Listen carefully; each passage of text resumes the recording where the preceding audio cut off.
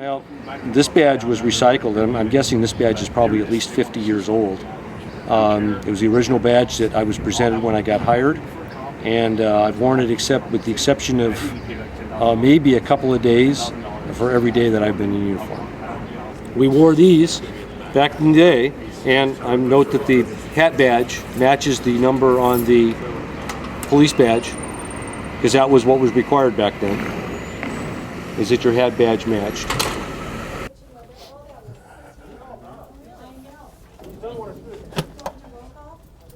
Thanks, boss.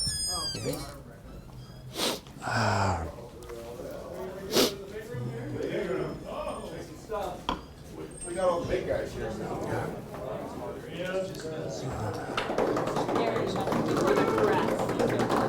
Pardon me? Before there's brass in here. That's for you. Thank you. This is going to be, I know that you know that I like 7-Up, and this feels like a really fine vintage of 7-Up, okay? I knew that that when I finally did this, that I was going to have a couple of answers to questions that I was always going to have to come back and fall back on. The questions would always have to be answered the same way, okay? That's where I'm at. So it's, would I do this job forever if I could? Probably. What is it, 38 years? 38, 7 months and 7 days. But who's counting?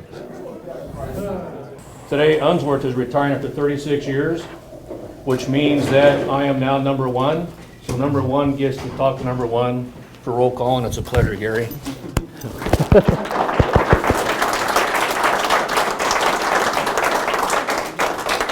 I don't know if Unsworth planned it that way, but it worked out kind of neat. The next thing here is...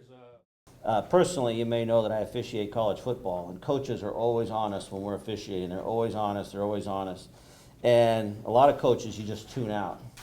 But there's some coaches, when they say something to you, like, you missed that, or you didn't do that right, you kind of listen a little bit, and you maybe reflect a little bit, because that coach has a little bit more credibility because of their approach, their tenure, their style, their attitude. Gary is one of those guys. I've heard a lot over the years as I've promoted. We worked together as officers and at East when I got hired, and at South or East when I was a newly promoted sergeant. But he was always one of those guys that I always listened to a little bit closer, just because I knew that if he was speaking up, that it was from the heart, and there was probably something here that I need to learn and be aware of. So I'm going to miss having that sounding board. That I know you're still going to be around, but I always appreciate your willingness to do that. So that was most important to me. But on behalf of the chief himself, who, as you know, is out right now, but he asked me to be here to represent him as well. Congratulations on your service, and here's your badge. Thanks very much. Thank you. If you know me, I like honesty. And I like people who are not afraid to say it like it is, even if it stings. And Gary does that. And I don't say that in a way of trying to be funny. I mean, in all honesty. And he does it because he cares about this Bureau. He cares about these citizens. He cares about all of you deeply. And I've been on a couple very traumatic calls, some recently with Gary and I.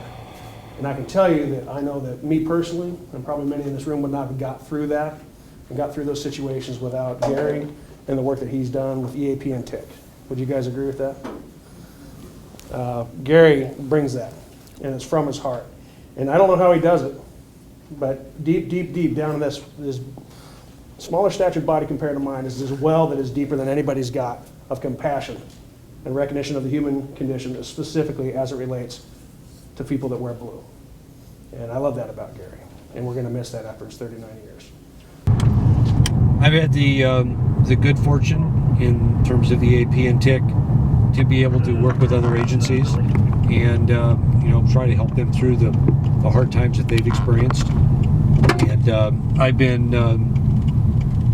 thankful that when they've come back, later on, that they've had nice things to say, and they've even invited us back in subsequent incidents, which I take as quite a compliment. And it isn't just me; it's all the people that work with EAP and TIC.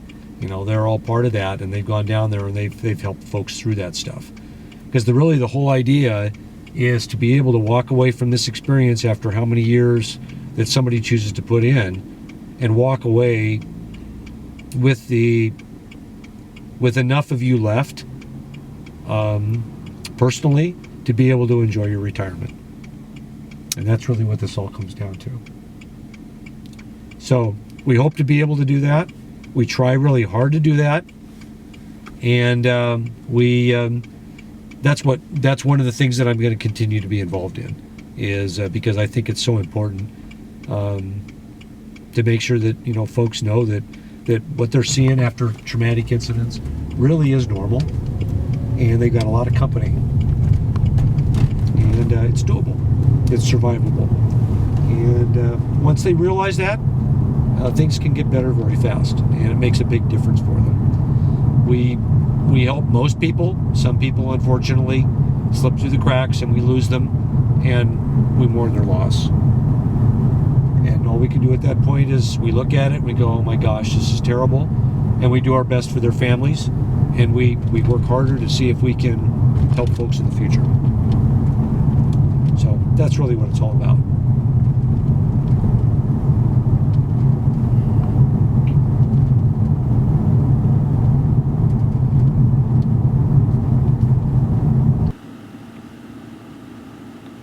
Police officer, come out, please.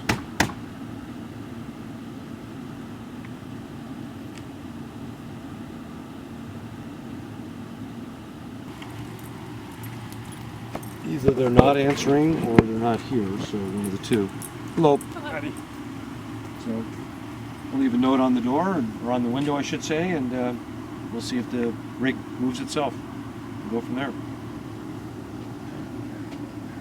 Years ago, up at Elmer's at Mall 205, I'd go up there on a fairly regular basis.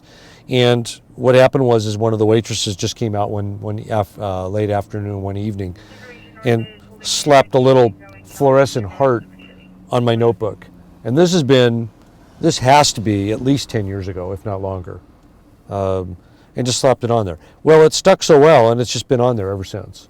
And that's one of the little things that, you know, it just sort of stays there, and it's just always been there. And it wasn't anything. It was just some little heart that she picked up somewhere, and she was looking someplace to put it. You know, and she just stuck it on my notebook as a joke. And it's one of those things that just sort of, like I said, stuck. So it's kind of funny that it's been there all this time. And if somebody said, "Hey, you got to peel that off there," I said, "No way. That's not coming off of there. It's on there for a reason." And it's just one of those little things that has just sort of found its way. And it's not going anyplace. That'll be on there as long as the notebook cover exists. So as far as I'm concerned, you know, you have to take time to realize that there are lots of little things that, if you're not careful, will slide right by you, and that are probably more valuable than waiting for those occasional big ones. The little ones happen a lot more frequently, and if you see them, they're there. It's kind of cool. It really is. Yeah, I'll go back and have coffee. Absolutely. I'll go back and have coffee with Chris. I'll go back and have coffee with other guys and stuff like that, so that we have a chance to, you know, maybe sit around a little bit and chit-chat, find out how things are going. So that'll be a good thing. Yeah, coffee's important. It really is. It's not the coffee, it's the circumstances surrounding coffee. Coffee is an opportunity, the coffee beverage, and going there is an opportunity to pal around a little bit. And that's important in this job. So, really is. Appreciate you guys coming out. Sure, you bet. You happy to do it. Like I said, it's her having a cell phone and having the numbers in there. It does help, and so we're doing good. Well, thank you very much. You're welcome. We'll just hang out for a minute and make sure Rick finds his way up here, because he's going to be looking for a police car, and if I leave, he won't see it. I have driven every model year car that we've had since I came to work in 76. And when we came to work in 76, we had 74 Plymouths. So I had 74, 75, and then 76, and then on through, all the way through this 2013 that we're driving tonight. The absolute worst police car that I can ever remember, it was the Chrysler LeBaron. Absolutely horrendous car. Just terrible. you'd try to go around a corner and apply gas. The engine would cut out and die. It handled poorly. It was big. It was sluggish, slow. It was pretty uncomfortable. I mean, it it didn't have anything really going for it. It really didn't. Probably some of the best police cars I ever drove, the most balanced and with power and handling and stuff, was a 78 Chevy Nova and the 94 Caprice with the Corvette motor in it. And that 94 Caprice was a bigger car, had a fair amount of weight to it. It got up and moved, but you had lots of room inside to be comfortable and stuff. And you had lots of room for prisoners in the back and stuff. So that was a good deal. Probably one of the most highly important things that I do as working out here is my capacity as a cover officer. I always told myself each day, I was thinking, you know, I hope I do a good job covering the calls today. The last thing I want to do is let somebody down. And I think that's another important part of this. You gotta make sure that I don't know how well I did each day, but you know, I tried. And it came down to the part that you're no good if you don't get there, either too fast or too slow. Too fast, you get in a crash and you don't get there. Too slow, your timing is bad. Or when you get there, that you do the wrong things and you don't make the scene a little better and a little safer for the guy who's actually primary at the call. And I think that's really critical. I always thought it was important to know your supervisor's job. If you know your supervisor's job, you make it easy for them, because you've got you get to a call and you know things have to start getting reports have to get written, and other things have to start happening, and you know what your supervisor's going to need, and you kind of set it up so that when they come, then it's all laid out for them so that they collect it a lot easier, and it makes things a lot easier for everybody. So I guess good cover, knowing your supervisor's job.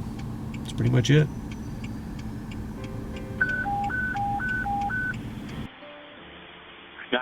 Gary Manougian, BPSD 8216. After 38.5 years of service to the city of Portland, your friends and coworkers at the Police Bureau and BOA wish you a happy retirement, and here you won't be far away. Best of luck, Gary. 1079. It's 124. 905, I thank you for that. And it'll be 1079 for the last time. I will miss you all.